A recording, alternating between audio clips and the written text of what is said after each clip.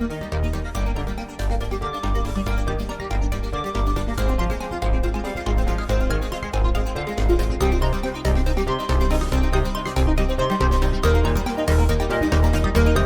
a good thing to do if you want to have a creative genius as an adult child. Die before they're 10. That helps a lot. So there's quite an extensive list. So if you're inclined to do that, suicide would really do it because. Now explain. Explain that, please. Yeah, well, there's a famous psychologist named Hans Eysenck who was the most highly cited psychologist in the world for a long time, and for all I know, still may be.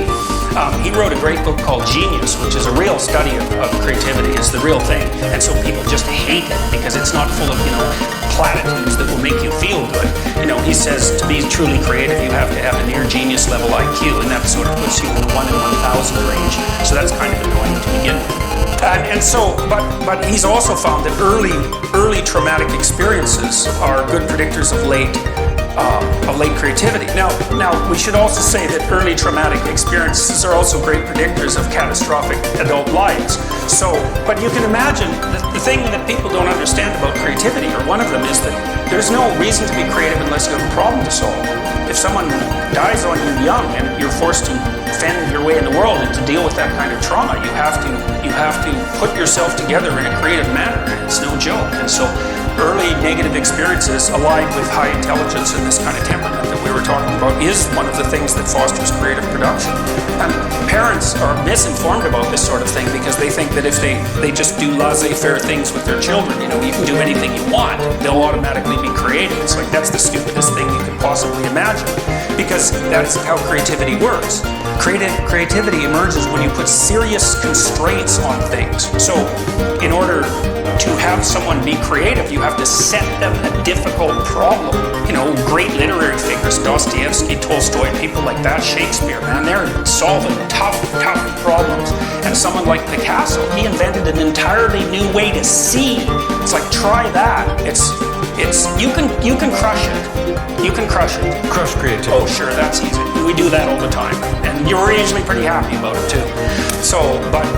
Give us an example of how to crush creativity so we don't. Quit daydreaming.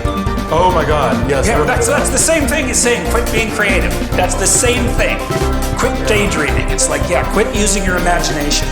You're bringing back bad memories now, Jordan. Yeah, well, schools do that all the time. Stop daydreaming and pay attention to your work. It's like, well, what if my work is daydreaming?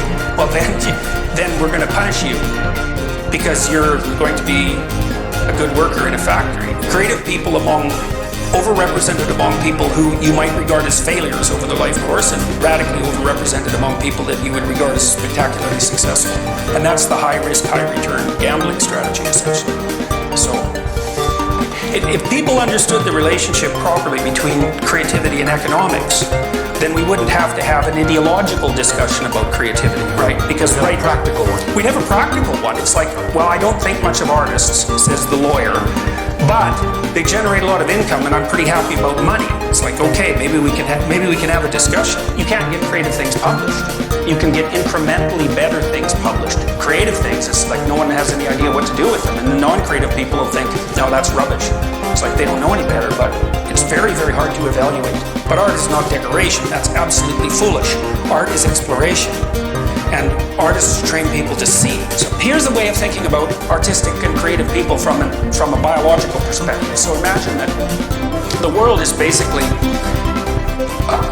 an explored territory inside an unexplored territory. Every world is like that. Everywhere you go is like that. There's things you know and there's things you don't know. And the conservative people like to be in the middle of the things that are known. And they can master that space, and they're good at maintaining it. But the artists like to be right out on the edge, and that's the edge between chaos and order. And they like to expand the domain of order out into the chaos. And they do that first by transforming perception. And so it's a very tough place to live because you can fall into the chaos at any time. Artists have always been on the frontier of human understanding.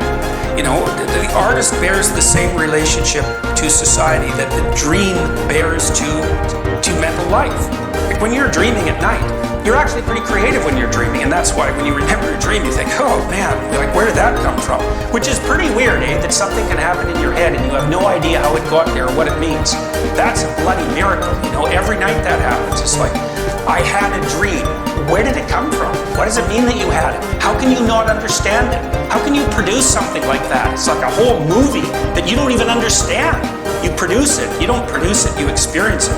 The dream is the thing that mediates between order and chaos. It starts to make chaos into order. So it's half chaos. That's why it's not comprehensible. And artists play exactly the same role in society. They're the visionaries that start to transform what we don't understand into at least what we can start to see.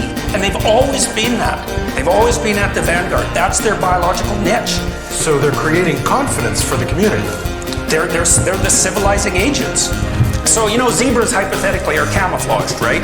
That's what everyone says, but come on, really? Lions are camouflaged. They're the same color as the grass. Zebras are black and white. You can see one of those things like a mile away. But there isn't a zebra. There's a herd of zebras. And so the zebra is actually camouflaged against the herd. Now that's something to think about. So the stripes of zebras are the zebra's jargon. That's a good way of thinking about it. Yeah, no kidding. No kidding.